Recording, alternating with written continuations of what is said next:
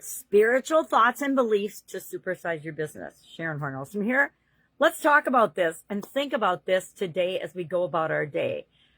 Just coming off a holiday weekend here in the USA, and it always gives me pause. It always feels like we have 2 Saturdays or 2 Sundays, which I love. Don't get me wrong. Always thought weekends should have 3 days, which is why I built that into my repertoire and my work schedule whenever I can, I do that. So I can spend time with people I love and care about, and I can do all the things that are a high priority for me. And that's how we all should be living, in my humble opinion. Well, today, for the Be a Better You annual challenge and the entire month of September this year, we are looking at the spiritual area of the life framework. I share a 9-part life framework with anybody that will listen. Physical, mental, emotional, spiritual, financial, relationships, contribution, communication, and confidence. It used to be a 7-part life framework. I've shared that before. Learned it from Tony Robbins and Jim Rohn. Literally, it was either in the late 70s. I think it was in the 80s. Actually, the beginning of the 1980s on an infomercial. I was introduced to Tony Robbins and followed him for now decades and learned from him, been coached, etc. So today and every day, I share things that I learn. I learned that one of the best ways to reinforce my understanding of things and get a better perspective and a broader perspective on it is to teach it to other people. So I like to share things that have worked for me. And this framework has served me really, really well. This one, the 9-part one, since 2021, when I had some coaching in the areas of confidence and communication.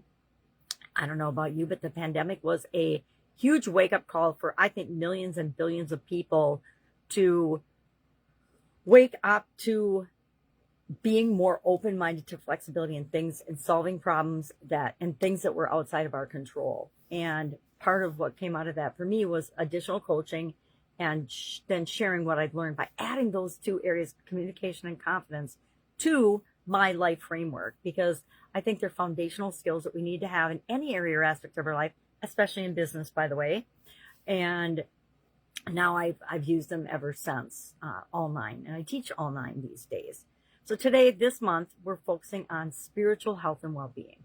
Well, we talked about yesterday, and I invited you to define what it means for you yesterday, because if you define what it means for you, you can work to define what it means for your organization. And believe it or not, our organizations are living, breathing entities, not exactly like a human being, but sometimes like human beings multiplied by the number of people, or exponentially by the number of people that are involved in helping us grow and build and supersize our business. So today I invite you, just like I invite the people in the Be a Better You annual challenge, to pay attention to, as you go about your day in your business, to the spiritual related thoughts and beliefs that pop up or that you notice in other people, right? Let's look at an example. Does your business, and this is, to me, is a spiritual thing. If I want my business to make the world a better place by having a positive impact on other people's lives in the world, solving problems for other people, to me, that is a spiritual thought or belief, because all businesses don't believe that.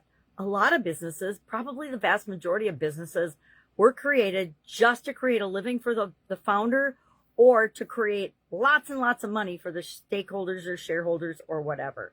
And that, you could argue that, yes, money is a spiritual entity. It's energy. Everything is energy. Therefore, you can say everything is energy. Therefore, money is energy. And it's only how you use it in either a positive or a negative way that determines whether it's good or evil, positive or negative, etc.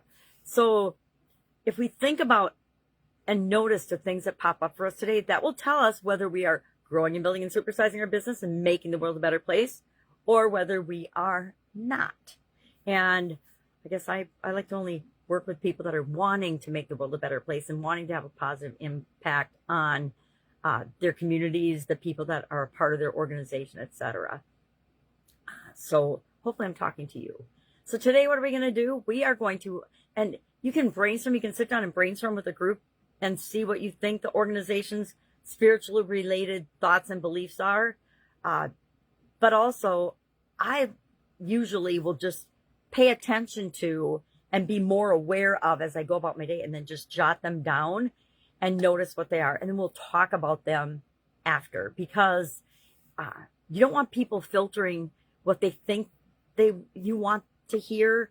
You want them to actually be super duper open and honest and just be who they're being, so that you can figure out where your organization is right now with respect to spiritual thoughts and beliefs. Vast majority of the organizations on the planet never even ask this question or contemplate it.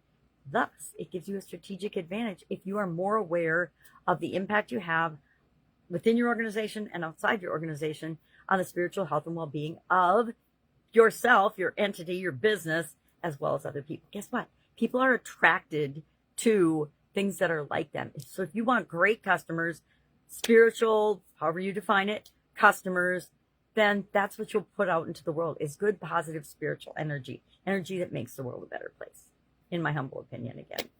All right, so that's all I've got today. If I can help you in any way, ask. Otherwise, it's a brand new month. I have to hit the ground running, and I will be with you tomorrow.